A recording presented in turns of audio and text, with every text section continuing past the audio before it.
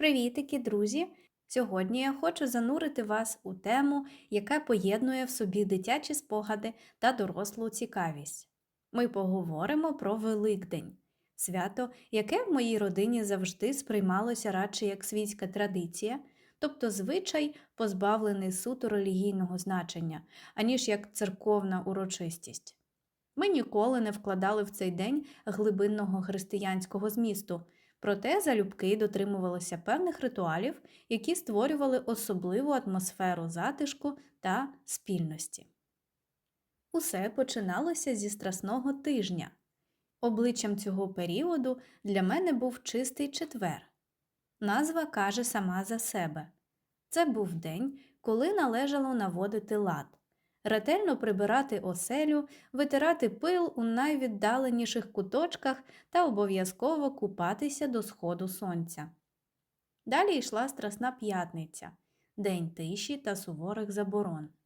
Пам'ятаю, як у дитинстві нам суворо забороняли сваритися, кричати чи займатися будь-якою фізичною працею, особливо тією, що стосувалася гострих предметів чи інструментів.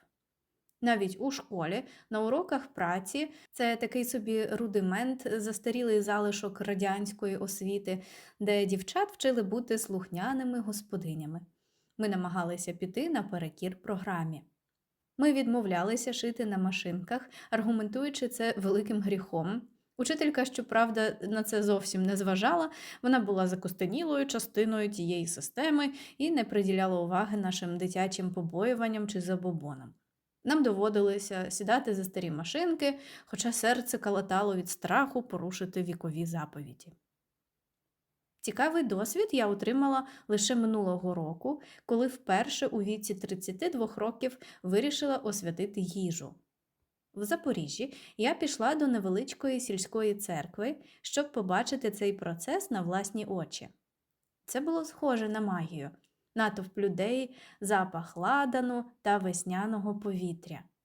Усе відбувається досить динамічно.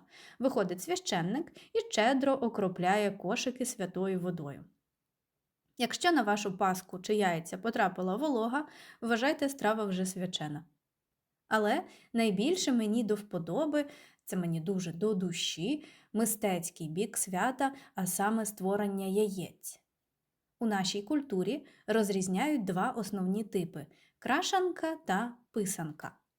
У дитинстві все було значно простіше. Тоді якраз почали з'являтися пластикові обгортки, такі собі рукави з візерунками, які під впливом окропу, тобто киплячої води, миттєво стискуються і щільно набувають форми яйця. Якась дуже практична людина змогла вчасно монетизувати цю ідею, перетворивши народну творчість на масовий прибутковий бізнес. Це дозволяло нам, лінивим дітям, за лічені хвилини мати кошик, повний шедеврів із зображенням зайчиків чи квітів. Проте справжня магія – це писанкарство.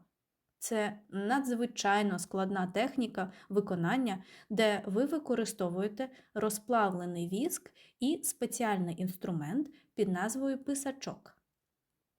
Ви малюєте воском ледь помітні тонкі лінії, створюючи геометричний або рослинний орнамент, і по черзі занурюєте яйце у фарби від світліших до темніших відтінків. Шар за шаром, після знімання воску над вогнем, утворюється неймовірний малюнок. Коли дивишся на справжню писанку, виконану майстром або майстринею, розумієш, що це не просто шкаралупа, а цілий всесвіт, закодований у знаках, що тримаєш у своїх руках. Це мистецтво вимагає терпіння, якого мені часто бракувало в дитинстві, але яке я так ціную зараз. Для тих, хто прагне візуалізувати почуте, я залишила перелік посилань на відповідні сюжети у закріпленому коментарі. Переходьте та досліджуйте. Друзі, а які саме великодні традиції панували у ваших родинах? Чи дотримувалися ви суворих релігійних заборон у п'ятницю, чи сприймали це просто як додатковий вихідний для відпочинку? Пишіть у коментарях. Па-па!